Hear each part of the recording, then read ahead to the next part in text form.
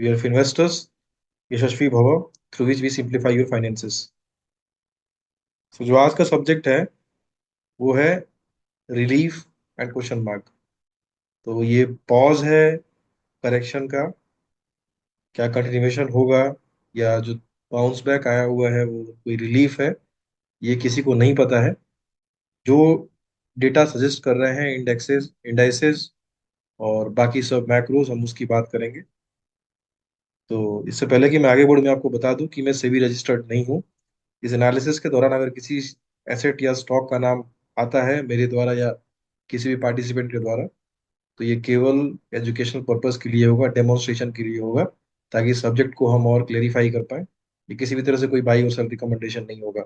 आप कुछ भी खरीदने या बेचने से पहले अपने फाइनेंशियल एडवाइजर से जरूर संपर्क करें, उनकी सलाह लें और अपनी तरफ से भी अपना ड्यू डिलिजेंस करें। Let's starts with the recent macros. हम ये हमेशा पढ़ते आए हैं तो उसका कंटिन्यूएशन है। सितंबर 24 था जहां से करेक्शन स्टार्ट हुआ था मार्केट में। और जब करेक्शन स्टार्ट हुआ था उस समय किसी को पता नहीं होता है कि एक्चुअल में क्या है, क्या हो रहा है। तो उस समय आप देखें तो सारे डेटा स्टेबल लगेंगे आपको। डॉलर इंडेक्स 101.83 पे, क्रूड ऑयल 75 के आसपास, यूएस का inflation 2.6, India inflation 5.5, US 10 year bond yield 3.8 and Nifty अपने हाईएस्ट लेवल पे 26,277। निफ्टी की पी 23.61, जबकि निफ्टी का जो एवरेज है वो लगभग 22-23 के बीच में आएगा।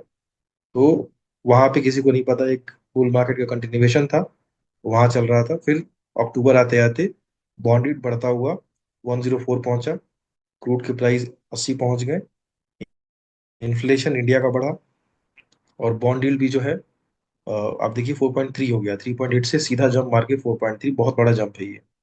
और करेक्शन वहां से स्टार्ट हुआ। लगा नहीं शुरू में कि ये करेक्शन होगा, लंबा चलेगा। नवंबर आया, डेटा देखें हम तो 10 ईयर यूएस बॉन्ड यील्ड देखें और डॉलर इंडेक्स देखें, दोनों फर्दर इंक्रीज होते हैं और करेक्शन आगे बढ़ता है। फिर दिसंबर में जाते हैं, फिर डॉलर इंडेक्स और आगे बढ़ता है और फिर जो बॉन्ड यील्ड है 10 ईयर्स का वो भी और आगे बढ़ता है। हालांकि जो इन्फ्लेशन डेटा है वो इंडिया के लेवल पे ठीक होता है, यूएस के लेवल पे बढ़ जाता है। जनवरी में आते हैं तो वहां पे जो डॉलर इंडेक्स है ये अपना टॉप बनाता है 13 जनवरी को 110.18। और क्रूड प्राइस जो है वो भी 80 के बाहर जाती है। और उसके बाद बॉन्ड यील्ड भी यहाँ पे टॉप बनाता हुआ दिखता है 4.8 का। और वहां पे फिर करेक्शन चालू रहता है। आगे आते हैं फरवरी में, यहाँ से डॉलर इंडेक्स में करेक्शन शुरू होता है, 107 पहुंचते हैं हम। क्रूड नॉर्मलाइज होते हैं, यूएस इन्फ्लेशन थोड़ा सा बढ़ता है, इंडिया इन्फ्लेशन अंडर कंट्रोल आता है और बॉन्ड यील्ड 4.8 का टॉप बना के वहां से नीचे की तरफ आना शुरू होती है और करेक्शन निफ्टी में चालू रहता है। अभी जो रिसेंट आज अभी का जो करंट मैक्रो है उसके हिसाब से डॉलर इंडेक्स 103.91, तो जहां से चले थे उसके आसपास पहुंचने की कोशिश कर रहे हैं। क्रूड इवन जहां था वहां से भी नीचे, ये लेवल 70.38 आज का है। 2 दिन पहले 3 दिन पहले ये 68-69 में चला गया था, जो कि आगे भी फर्दर और नीचे की तरफ स्लाइड होने की संभावना है। यूएस इन्फ्लेशन अभी 3% का है। आगे 12 मार्च को रिपोर्ट होगा नया यूएस इन्फ्लेशन, और इस साल इन्फ्लेशन बढ़ने के आसार हैं। जो भी और सिनेरियो टैरिफ का चल रहा है 3.5 के आसपास लग रहा है हो जाएगा, अगर टैरिफ ने उनको नेगेटिवली अफेक्ट किया तो। इंडिया इन्फ्लेशन अभी अंडर कंट्रोल है 4.3। यहाँ पे अगर टैरिफ की बात चलती है तो कुछ सामान महंगे होंगे, तो देखना होगा कि कितना उससे असर पड़ता है हमारे। हालांकि बहुत ज्यादा असर नहीं पड़ने वाला है, बट एक जो बहुत ही स्मूथली कंट्रोल हो रहा था इन्फ्लेशन, थोड़ा सा उस पर दिक्कत हो सकती है। मे बी फ्लैटन हो जाए यहाँ पे या कुछ नेगेटिवली अफेक्ट करे। बट बाकी जो जगह है, यूरोप यूएस, जिनकी ज्यादा डिपेंडेंसी यूएस पे है, चाइनीज मार्केट पे है, उनको ज्यादा इफेक्ट होगा। हमें कितना होगा ये देखने की चीज होगी। यूएस 10 ईयर बॉन्ड यील्ड 4.14 का लो हिट करके अभी 4.29 पे ट्रेड कर रहा है। 4.14 जो अभी लो लगा था, आप देखें यहाँ पे कि सितंबर के बाद का लो 4.14 है। सितंबर में 3.8 से हम चले थे और एक साल पहले भी 4.14 के आसपास ही बॉन्ड यील्ड ट्रेड करता था। तो अभी क्या देखने को मिला है कि रिसेंट में यूएस इक्विटी में सेल ऑफ आया है। नैस्डैक मोर देन 10% डाउन था, और उनका जो मेन इंडेक्स डॉ जोन्स है वो भी 5% से ज्यादा डाउन था। तो हालांकि जो कुछ टैरिफ हटाए हैं ट्रम्प ने कनाडा और मैक्सिको पे, तो उसके चलते फिर से मतलब एक कोई जो एक बात चलती है हमेशा मार्केट में, शेर आया, फिर लगाओ हटाओ, तो फिर वापस थोड़ा सा रिकवर हुआ था, बट फिर भी वहां पे करेक्शन स्टार्ट हुआ है। निफ्टी इसी टाइम पे जब बॉन्ड यील्ड ने भी लो बनाया है, तो वहां पे निफ्टी ने एक बॉटम बनाया है 21,965 का, और वहां से फिर वापस बाउंस बैक होके 22,552 पे आके ट्रेड कर रही है। 19.6 19.5 के बीच का level price to earning ratio पे उसने हिट किया था, आज ट्रेड कर रही है 20 के लेवल। ये मैक्रो सिनेरियो है वर्ल्ड का। इसमें हमने इस बार बॉन्ड यील्ड भी शामिल कर लिया है, ताकि जो भी ट्रैक करें तो सब चीजों को ट्रैक करें। Dollar index, crude price, US inflation, India inflation, US 10 year bond yield, अपना लेवल और अपनी वैल्यूएशन। आगे बढ़ते हैं और चलते हैं इंडेक्स के परफॉर्मेंस रिसेंट क्या रहे हैं। हम आखिरी वीक में थे, अब नया वीक स्टार्ट होने वाला है, तो एक वीक में क्या चेंज हुआ। तो पहले आते हैं हम इंडाइसेस पे आते हैं। निफ्टी 50 है, निफ्टी नेक्स्ट 50 है, मिड कैप 100 है, स्मॉल कैप 100 है, माइक्रो माइक्रो कैप 250 है। तो 28 फरवरी जो लास्ट वीकेंड क्लोज था, और अभी 7 मार्च कल का दिन जो कल क्लोजिंग हुई है। तो क्या देख रहे हैं कि वीक में, ये वीक बहुत वीक के बाद एक अच्छा वीक गुजरा है। निफ्टी 50 में जो रिकवरी हुई है वह 1.93% की, निफ्टी नेक्स्ट 50 में 4.89% की, मिड कैप में 2.66% की, स्मॉल कैप में 5.47% एंड माइक्रो कैप में 6.71% की रिकवरी हुई है। इस रिकवरी के बाद भी अपने 52 वीक हाई से आप देख सकते हैं Nifty 14.18, next 50 23.19, mid cap 19.26, small cap 21.36, micro cap 250 21.49% down है। एक चीज यहाँ पे साफ साफ दिख रही है, मिड कैप इंडेक्स जो है वहां रिकवरी ज्यादा नहीं हो रही है। बाकी सब इंडेक्सेस में रिकवरी निफ्टी के अपेक्षा थोड़ी तेज है। हालांकि मिड कैप में भी निफ्टी के कंपैरिजन में तेज है, लेकिन जो एक पैटर्न होना चाहिए कि लगभग लगभग स्मॉल कैप के बराबर या आसपास या थोड़ा सा नीचे ही लगभग 4-5% का रिकवरी वहां पे आनी चाहिए थी, तो वहां पे नहीं आई है। बाकी सब इंडेक्सेस में ठीक ठाक रिकवरी हुई है। निफ्टी 50 चूंकि बहुत नहीं गिरा था, इसलिए रिकवरी भी वहां पे उतनी ज्यादा नहीं है, लगभग 2% की रिकवरी है। इस रिकवरी के बावजूद अब देखते हैं कि इन इंडेक्सेस का वैल्यूएशन क्या है। निफ्टी 50 का अभी का प्राइस टू अर्निंग रेशियो है 20 का, 3 इयर्स मीडियन निकालेंगे 21.9 आएगा। निफ्टी नेक्स्ट 50 का अभी का मीडियन है 24.7, 3 इयर्स का मीडियन है। करेंट जो वैल्यूएशन है वो 21.4 है। मिड कैप का आप देखें यहाँ पे, अभी भी price to earning ratio is 33.4, जबकि 3 इयर्स मीडियन इज 24.8। साफ साफ यहाँ पे दिख रहा है कि मिड कैप इतने करेक्शन के बाद भी, अभी 19% का करेक्शन आपको दिख रहा है मिड कैप 100 में, लेकिन जो ड्रॉडाउन हुआ था उसको देखें तो वो 24% के आसपास का ड्रॉडाउन हो चुका था। तो उतना करेक्शन के बाद भी अभी भी मिड कैप जो इंडेक्स है that is trading at 33.4%, 4 price to earning ratio, जबकि मीडियन क्या है 24.8। स्मॉल कैप 25.2 का मीडियन है, 26.6 आसपास चल रहा है, और माइक्रो कैप 30.2 और 28.4 करेंट है। माइक्रो कैप इंडेक्स जो है वो, जो स्किनर रूटीन पे जो डेटा था उसमें उनका मीडियन जो निकला, तो मीडियन उनके जो डेटा अवेलेबल है वो 1 साल 8 महीने का डेटा है, 3 साल का नहीं है। तो ये जो 30.2 दिख रहा है ये 1 साल 8 महीने का मीडियन है। अब 1 साल 8 महीने में जो पिछला करेक्शन था वो आएगा भी नहीं। तो इसका मतलब ये है कि निफ्टी माइक्रो कैप का जो डेटा है वो पूरा का पूरा बुल मार्केट मार्केट का डेटा है। तो ये 30.2 का डेटा जो है वो मिसगाइडिंग हो सकता है। बेटर डेटा क्या होगा कि लास्ट वाला करेक्शन भी इसमें शामिल होता तो एवरेजिंग आउट अच्छे से होती, तो पिक्चर थोड़ी और क्लियर होती।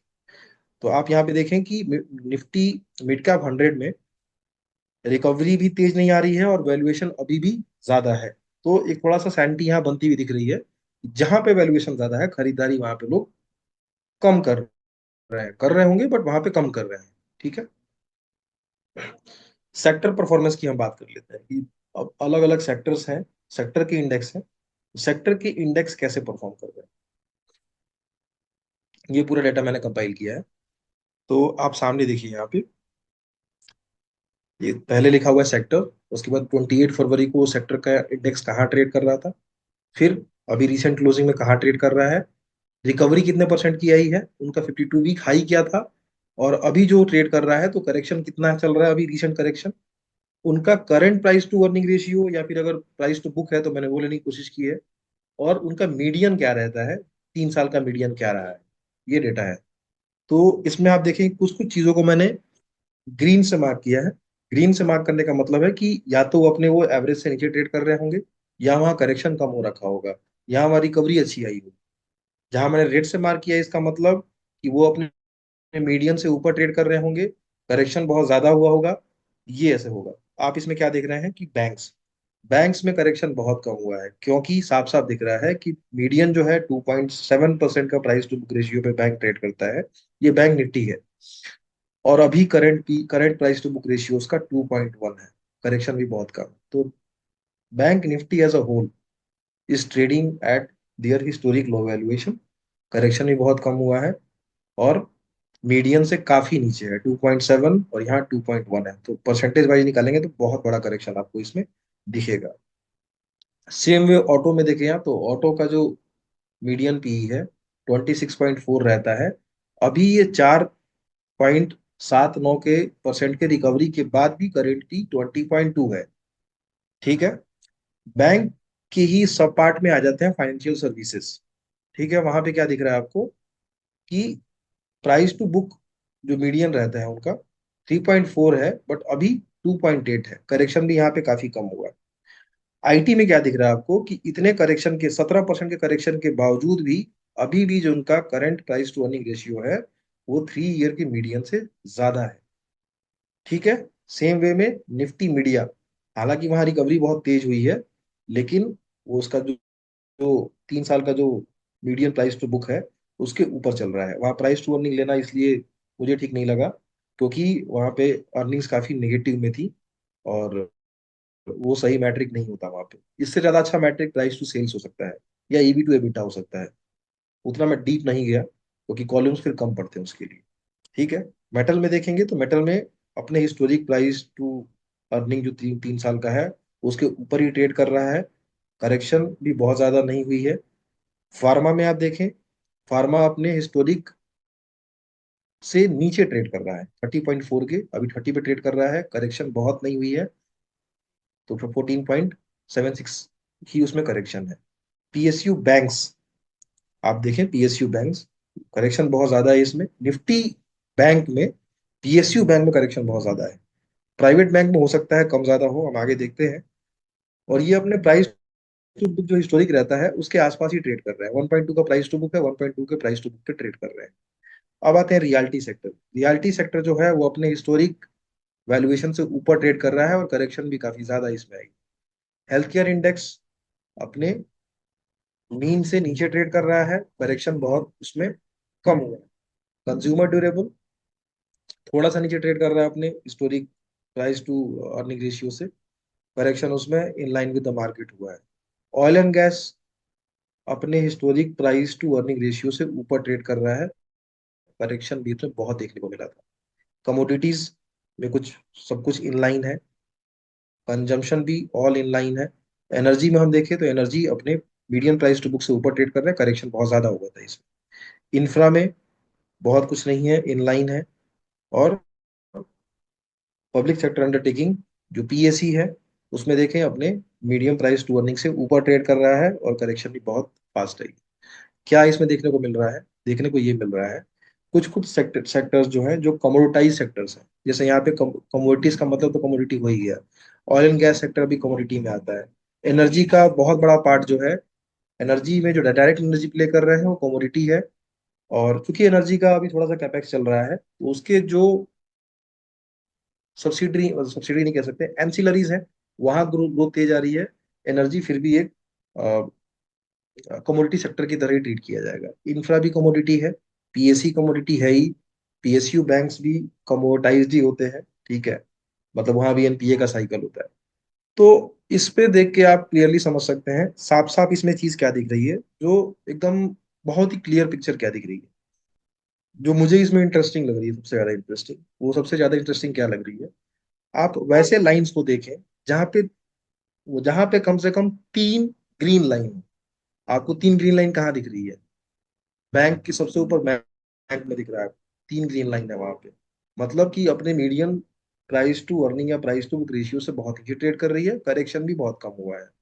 फाइनेंशियल सर्विस, बैंक और प्राइवेट बैंक, ठीक है। मतलब अगर बैंक भी किसी को चुनना हो तो प्राइवेट बैंक शायद बहुत ही खराब वैल्यूएशन पे ट्रेड कर रहे हैं। ये बात हो सकती है कि ग्रोथ बहुत तेज ना हो, या हो, इस पे कोई डाउट, ज्यादा डाउट या कन्विक्शन नहीं बनेगा, क्योंकि ग्रोथ जो आएगा वो उनके डिपॉजिट ग्रोथ को देख के, लोन ग्रोथ को देख के, आगे क्या है एनपीए के साइकिल को देख के आएगा। लेकिन इतना बात तो लगता है इसको देख के कि डाउन साइड जो है वो कैप्ड है, डाउन साइड कैप्ड है इसमें। दैट मीन्स कि आपने भी करेक्शन देख लिया, ब्रॉडर मार्केट ने 30-40% का करेक्शन दिया, बट इनके इनके इंडेक्सेस ने 10% का करेक्शन दिया है, 10-12% का करेक्शन दिया है। बहुत फास्ट रिकवरी भी नहीं है ये, फिर भी आप देख रहे हैं 10% का करेक्शन बैंक में, और प्राइवेट बैंक में भी लगभग लगभग 10% का करेक्शन दिख रहा है। तो इसको देखते हुए आप बहुत सारे एनालिस्ट को सुनते होंगे आजकल, वो क्या बोलते होंगे, बैंक के बारे में बोलते होंगे, तो मे बी जो ये डेटा है, मैंने भी आज जब कंपाइल किया तो मुझे दिखा कि हाँ, डेटा को देख के ये इंटरेस्टिंग लग रहा है। यहाँ पे डाउन साइड बहुत कम लगता है, बैंक्स में खासकर। दूसरा जो थ्री ग्रीन डेटा कहाँ आता है, वो आता है फार्मा में। वहां भी करेक्शन लेस देन 15% आज के डेट में है और अपने हिस्टोरिक वैल्यू से नीचे है। लेकिन टैरिफ को देखते हुए, अगर रेसिप्रोकल टैरिफ लगता है इंडिया पे, बाकी जगह तो लगेगा, बाकी जगह लगेगा तो एक नई अपॉर्चुनिटी क्रिएट होगी। अभी कल जो ट्रम्प का बयान आया था उसमें क्या था कि उन्होंने बोला था कि इंडिया ने लगभग लगभग सभी, मतलब हमारे नेगोशिएशन पे टैरिफ कम करने के लिए वो मान गए हैं, ऐसे करके उनका एक स्टेटमेंट है। सही है गलत है क्या है, ऑफिशियल बयान इधर से नहीं आया है तो कुछ कह नहीं सकते। तो फार्मा, जैसे कि हम लोग बात कर ही रहे हैं कि अभी मार्केट में अच्छा कर रहा है, फार्मा के कुछ कुछ सेगमेंट तो बहुत अच्छे कर रहे हैं। ठीक है, हमने बहुत बार बात की है सीडीएमओ की, सीएमओ की, क्रैम्स की, ये सब अच्छे कर रहे हैं।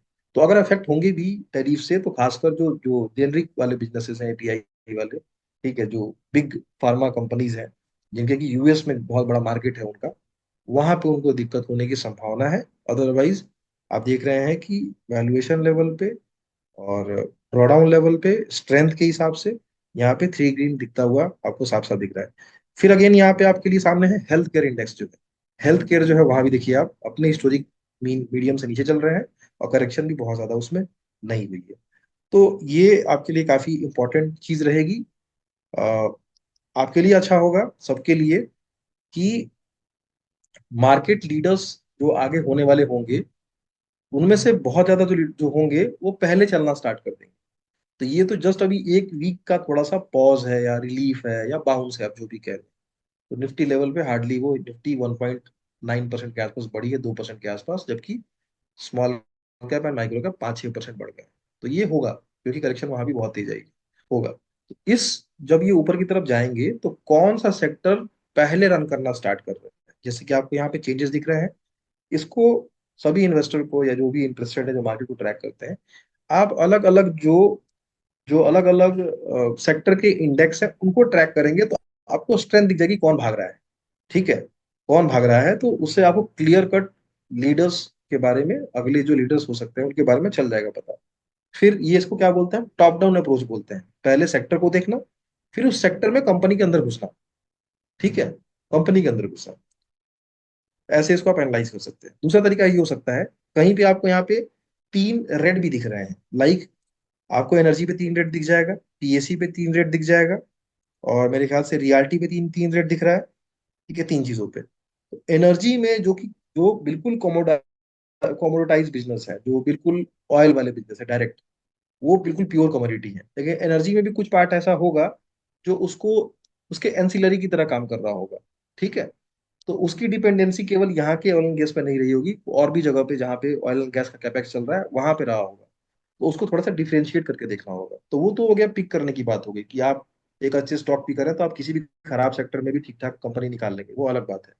बट इस इसको अगर आप इस चार्ट को ट्रैक करके आप आगे आगे अपडेट करते हैं आप, तो आपको क्लियर लीडर्स सामने सामने इसमें दिखने शुरू हो जाएंगे। ये ऐसा डाटा आपको सामने दिखना शुरू हो जाएगा। तो इस तरह से आप पूरे मार्केट को एनालाइज कर सकते हैं। बहुत ही अर्ली साइन है ये, एक वीक का साइन है। इसको आप एक महीने तक ट्रैक करें कि कौन भाग रहा है, तो आपको क्या चलेगा पता कि निफ्टी ने हार्डली 10% रिकवर किया या 5% रिकवर किया, स्मॉल कैप मिड कैप ने 10% रिकवर किया, जबकि किसी किसी सेक्टर ने 15-20% रिकवर कर लिया। तो किसी सेक्टर में जहां पे ड्रॉडाउन ही 15% का, उसने 15% रिकवर कर लिया, इसका मतलब क्या है? ये sector is trading at all time high. तो वो क्लियर विनर है, वो क्लियर ही विनर है एकदम। मतलब कि पार्टिसिपेशन लोगों का वहां बढ़ रहा है, वहां कॉन्फिडेंस ज्यादा है। ठीक है, आगे चलते हैं। ये डेटा हमने देखा। अब ये एडवेलिस की तरफ से ये डेटा है। इसमें क्या है कि पिछले जो 1.5 डिकेड्स हुए हैं, तो लगभग 1.5 डिकेड पहले 2010 में जो एफआईआई की शेयर होल्डिंग थी वो थी 16.4, और रिटेल की जो शेयर होल्डिंग थी वो थी 11.8। अब ये रिटेल शेयर होल्डिंग जो है, ये डायरेक्ट और इनडायरेक्ट, डायरेक्ट का मतलब कि डायरेक्ट डीमेट अकाउंट के थ्रू करते हैं, इनडायरेक्ट का मतलब कि थ्रू इंस्टीट्यूशंस, मतलब म्यूचुअल फंड के थ्रू, एसआईपी के थ्रू जो पैसा जाता है उसको इनडायरेक्ट बोलते हैं। रिटेल का पैसा है, इनडायरेक्टली जा रहा है म्यूचुअल फंड के पास। तो म्यूचुअल फंड का पैसा रिटेल का, और रिटेल का खुद का अपना बिजनेस, अपना खुद का इन्वेस्टमेंट, ये पहले एफआईआई से एक डिकेट पहले कम थे। 14 में एफआई का पार्टिसिपेशन काफी अच्छे से बढ़ा, वो 22% हुआ।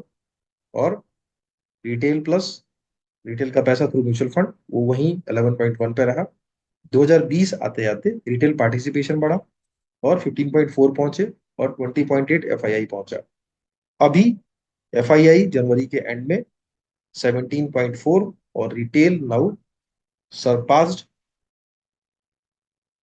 7.4% of participation by FII investors, and now retail is through direct and indirect investment, retail is 18.2। तो पहली मर्तबा है कि रिटेल पार्टिसिपेशन खुद direct and through mutual fund FII से ज्यादा है।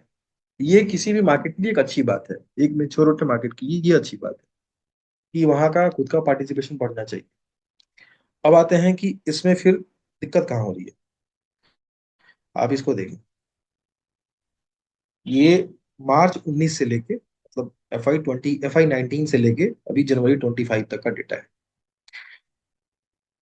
इन्वेस्टर्स हैं इसमें कैटेगराइज्ड हैं, लेस देन 30 ईयर्स वाले, 30 से 39 वाले, एंड देन 40 से 49 वाले, देन 50 से 59 वाले, and then above 60 senior citizen जो आते हैं उनसे ऊपर वाले।